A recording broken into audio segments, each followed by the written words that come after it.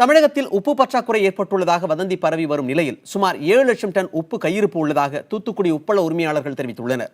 தூத்துக்குடியில் 25,000 ஏக்கர் பரப்பளவில் உப்பு உற்பத்தி செய்யப்படுகிறது. கடந்த ஜனவரி மாதம் முதல் உப்பு உற்பத்தி அமோகமாக இருப்பதாகவும் போதிய விலை கிடைக்காமல் உப்பு தேக்கமடைந்திருப்பதாகவும் உப்பள உரிமையாளர்கள் தெரிவிக்கின்றனர். கடந்த ஆண்டை ஒப்பிடும்போது வெயில் அதிகமாக காணப்பட்டதால் அதிக அளவில் அதாவது 24 டன் வரை உப்பு உற்பத்தி செய்யப்பட்டுள்ளதாகவும் உப்பு தட்டுப்பாடு ஏற்பட வாய்ப்பே இல்லை எனவும் உப்பள உரிமையாளர்கள் கூறியுள்ளனர்.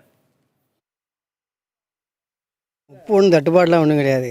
இங்கே தூத்துக்குடிலாம் உப்பு வேண்டிய அளவில் இருக்குது. தேவைக்கேற்ப ஆள் வேங்கைக்கு தான் ஆள் கிடையாது.